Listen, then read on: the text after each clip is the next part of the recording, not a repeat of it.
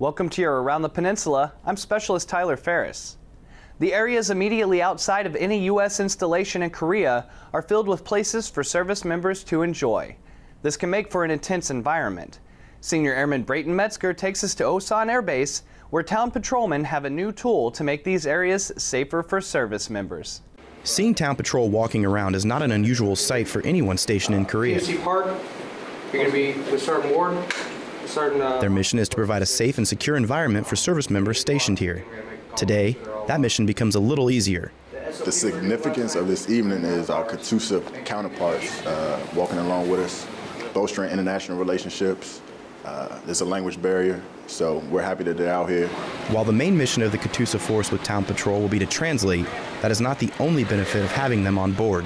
Translating will be my first mission, I guess, and teaching you how to cope with Korean culture, how to deal with Korean civilians, stuff like that. I'm pretty sure that I'll be helpful with those things. Korean National Police are also part of town patrol, but because of the addition of the Katusas, the ability for the U.S. and Korean forces to work together will be much more efficient. It's something that both sides are excited about. I'm excited that I can go out with new people and get to know about the American Air Force. That's what I'm excited of. Although this is the first day to have the Katusas on board, once they hit the streets, it's still business as usual. Senior Airman Brayton Metzger, Osan Air Base, Korea. The 51st Security Forces Squadron will also have Katusas on hand to help with ID checks at all the gates, as well as at pass and registration. Transporting military assets around the world takes a lot of coordination and bringing together different branches of the military. Senior Airman Brayton Metzger takes us once again to Osan Air Base, where Air Force and Army personnel are working together to bring a new strategic asset to the peninsula. Osan is a fighter base, housing 2 fighter squadrons. But seeing an aircraft as large as a C-5 here is not out of the ordinary. Their cargo, however, is something new to Korea. We received our initial MRAPs here in theater.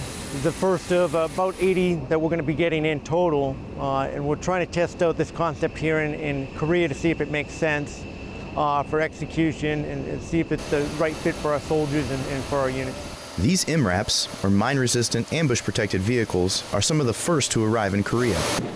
Getting them here was no easy task. Vehicles this big can be hard to transport, so the big C-5 is necessary for this job, and the guys flying say it's a rewarding experience.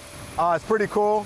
It's actually cool when you get to get in them and see what actually the Army and them drive in and know that you're protecting the country and helping them out. The entire project from start to finish took over a year. It shows with commitment and teamwork any job can be done. Senior Airman Brayton Metzger. Very smooth, very smooth. Osan Air Base, Korea. After an initial testing phase, more MRAPs will be delivered to the peninsula. U.S. soldiers train with military tanks in the field all the time, but getting the tanks to the field is a big deal. Army Sergeant Kelly Anderson tells us about the Korean Service Corps, based at Camp Casey, that transports tanks and other heavy equipment to and from training areas.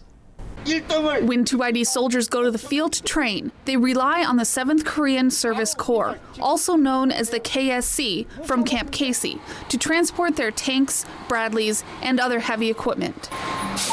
The company remains the only heavy equipment transporter, or HET, company in Korea, and is made up of 100% Korean nationals that drive and maintain the HET systems for the U.S. military. And because it's cost-effective and reduces the risk of road accidents, the 7th KSC remains a very important asset to the units they support. The support they provide is excellent. We have never had a complaint from any unit they've ever supported. I've rode with them a couple times, and they do a fantastic job. And with 24 HET systems and over 1 million miles on their odometer, the company remains accident-free. There are only 24 heavy vehicles like this in Korea. I feel proud of it. I'm also proud that we have a 7 or 8 year accident-free driving history. And because of a record like this, the Heavy Equipment Transporter Company remains a very important part of the mission. Army Sergeant Kelly Anderson, Camp Casey, Korea. Just like their counterparts, Korean nationals are required to pass and maintain U.S. Army warrior tasks and drills. Each year, many soldiers lose their lives through their inability to manage themselves in water, according to the Army Water Survival Training Circular. Army Sergeant Carlos Gonzalez tells us about a unit that's training to enhance their water hazard survival skills. Train like you fight.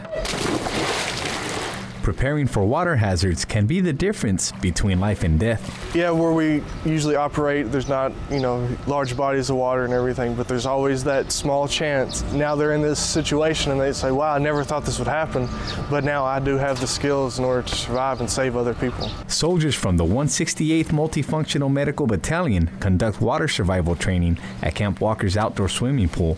For some, the training is a first-time experience. Water survival for me is important because I know that in the past soldiers have drowned before they've even gotten their feet on the battleground, and I don't want to end up in that situation. And getting familiarized and being in the water with all this equipment on is something I've never done before. The training gave soldiers confidence in their gear and in themselves. Breaking the fear that I'm scared of is I don't swim at all, so this right here, it was a confidence booster for me. It's the Army, so you have to train as you fight. So you train, you trust your equipment, you train to trust your comrades at the same time. The training can increase survival if ever in unexpected water. Army Sergeant Carlos Gonzalez, Camp Walker, Korea. Soldiers from the 168th Multifunctional Medical Battalion conduct water survival training twice a year. The summer season is a fun time for swimming and cooking out, but also brings many unique hazards to soldiers. Specialist Allie Cooley has the story of how 115th Field Artillery soldiers learn how to stay safe this summer. More than 100 115th Field Artillery soldiers came out for the battalion's Summer Safety Day training at Camp Casey's Hanson Fieldhouse. Safety Day just to make soldiers aware of just different things that go on in the summertime and how to behave safely and act safely throughout the summer months and enjoy themselves as well. Water safety training took place at the outdoor pool, where they learned to turn their ACUs into floating devices. I think it's important because, water is actually, you're going to end up in the water sometime. And I think it's important that everyone knows how to be safe and swim. And if you happen to be in the water, with your ACUs on, it'd be good to know how to use your own equipment. Drug and alcohol prevention was presented at the base's go-kart track, where soldiers saw what it was like to drive drunk by operating go-karts with drunk driving goggles. Doing it without the goggles, I was all right. Doing it with the goggles, it's probably not something I'm going to be trying to do again. I won't try to do that ever again. Proving that while they had a good time, soldiers learned the importance of safety during the summer season. Specialist Allie Cooley, Camp Casey, Korea. Summer Safety Day is an annual event for 115th Field Artillery soldiers. Using teamwork to empower troops is taking the Air Force to the next level. Senior Airman Brayton Metzger visits the avionics flight of the 51st Maintenance Squadron on Osan Air Base, where one airman is being recognized but staying humble. Proper care and maintenance is required to keep the aircraft of the 51st Fighter Wing ready to fight. For Technical Sergeant James Calzo, the job and the people he works with to do the job are something he takes pride in. When the team comes together to crank out a good end product, we know that this is going to be hung up on a jet, and it's going to be there to protect the pilot, help sustain the mission, and I get to sign the tag that says that it's all good. That's what we're aiming for with this guy right here. This is Sergeant Calzo's third tour in Korea. He met his wife here, recently had his first child, and he loves his job. Oh, and he just won the Air Force's Outstanding Electronic Warfare Officer Award. But he's more interested in talking about his team. Maintenance will never, ever be done alone. When we all come together to fix something that's hard broke, it's never a dull moment. We're always throwing out new ideas out there. For Technical Sergeant Danielle McGill, recognizing Sergeant Calzo for his hard work was an easy decision. And when he found out he won the award, some of the first words out of his mouth were, "I didn't do this alone. I didn't do it alone." It's teamwork like this that gets aircraft from the ground to the air. Senior Airman Brayton Metzger, Osan Air Base, Korea. Technical Sergeant Calzo will take over as the Electronic Warfare Section Chief in the next month, where he can continue to emphasize the importance of teamwork. And that was your Around the Peninsula for Thursday, July 19th. From all of us at AFN, enjoy your evening.